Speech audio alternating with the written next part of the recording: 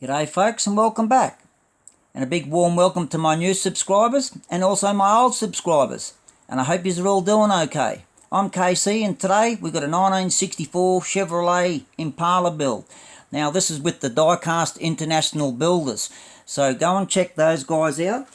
You've got PB's Retro Restorations, you've got Matchbox Mark, you've got SoMo Diecast, you've got Diecast Pirate, you've got Cuda's Diecast Customs, and you've got Opa's Diecast Restorations. I've also joined the team, so I'm one of those members there with those guys.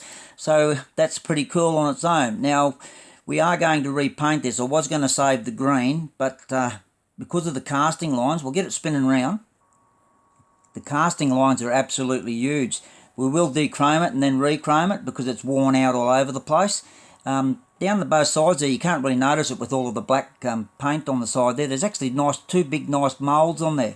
The rear beaver panel at the boot trunk lid there, we'll polish that up and get those lights alive. You've seen that big dirty casting line along there. There's also big dirty casting lines either side of the turret and the roof. Plus the front nose grille panel there doesn't sit up into the left hand corner properly, so we'll fix that. We'll do a wheel swap and we'll make it look a bit different. We're going to paint it cobalt blue, so that blue there, and it's like a purpley blue when you see it's done there. On the lid doesn't give you a very good idea. Right, let's get it to bits.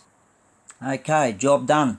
Now we will fix that up there in the front there. We've got to file a bit of a dag out of there so that grille panel will bolt back up into there properly. We will do the rear beaver panel with the tail lights, polish that up and get rid of the size of them casting lines. They're horrific.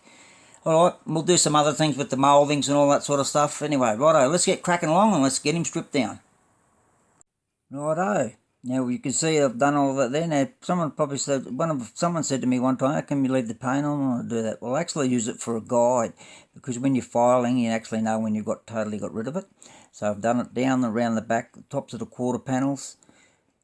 Filed all the edges of my moulds that I want to come up. I've got that dirty big lip off the turret roof all the way around. And we also fixed up underneath the front here, so that front panel bolts up into there nicely. And also took all of the little dags off around all of the windscreen holes. And also take the top off. We'll just run the file gently down over the top of those moulds that I want to highlight once we've got this painted blue and everything. And we'll bring the moulds back to life, and they'll be nice and smooth and sharp. And we'll also do the drip rail moulds around the tops of the door frame area. Righto, let's get him off to the strippers and get him naked. Put the stripper on. By the time I pick the camera up, it's already activated, and that's the stripper I use. No problems. Even takes off powder coat. So we'll get him all cleaned up in a minute, and then we'll show a bit more. Oh, it's just about off without even. Just wash it off anyway, and I wash it off into a pot. I do not put it down the drains or down the waterways. Righto. Okie dokie, righto, we've got all the paint off, so now we'll buff it with the steel wool and then we'll get it in the primer and start getting colours and everything else sorted out.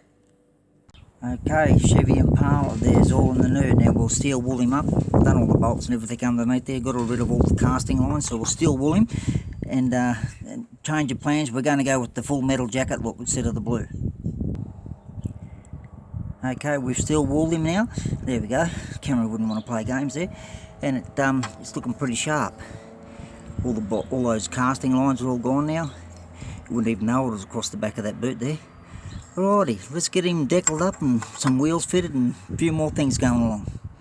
There's the Impala on the stand there. We're going to get ready to tattoo it. Well, not tattoo it, but decal it all up. Race car coming. Rightio, there's all the decals laid out to go onto this little bus here. As you can see, we've got Rat Fink up on the roof, Harley Davidson, and a few other little exciting bits. Let's get into it.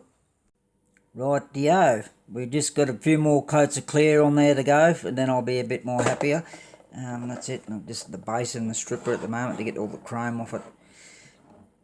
And there we go down that side there. Alright, keep hooking in.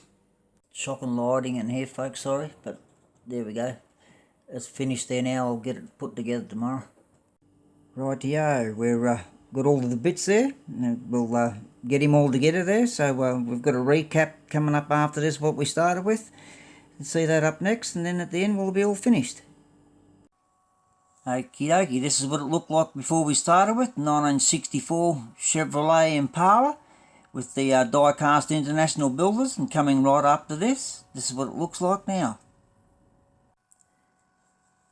There we go, folks. She's all done. This is a build with the Diecast International Builders. So I've joined their group. This is my first build with them. So go and check out all of the guys. You've got PB's Retro Restorations. You've got Matchbox Mark. You've got SoMo Diecast. And you've got the Diecast Pirate. You've got Cuda's Diecast Customs. You've also got Opa's Diecast Restorations. And myself. So there, make sure you go and check all of the guys out, and anyone else that's decided to join in with this build. We'll just zoom in a little bit more there to see if we can get a bit more looking there. The light's a bit bright for reflecting off the steel here. I did make one mistake there. I got talking to a customer on the phone, and I put a decal on this side here, which was green. I was going to lay the red over the green, if you can notice, and what happened is before I realised it and it dried and it set, the green was too small for the red. Never mind, you can't notice it that much, but that's about the only fault that I've done with it there. So what we'll do is we'll come up closely with it. We'll just stop him spinning for a second. You can see Rat Fink on the roof there, racing team. Drive a crazy KC Jr. for a bit of fun, snap on. We've got Rat Fink on the bonnet. Motorcycles, Harley Davidson, KC's Customs at Facebook. Go and check us out over there and join us. It'd be awesome to have you join in with over there and share us all of your builds as well. And down the side with all of those decals there. Come out alright there. I was just going to paint it the blue there, but I got that interrupted with a lot of things and everything, and I was in more of a hurry than anything else there. And then when I got it to steel, I thought, oh, geez, I don't mind the look of this and just the steel finish. You'll see what I mean by the KCs, the other one's too small.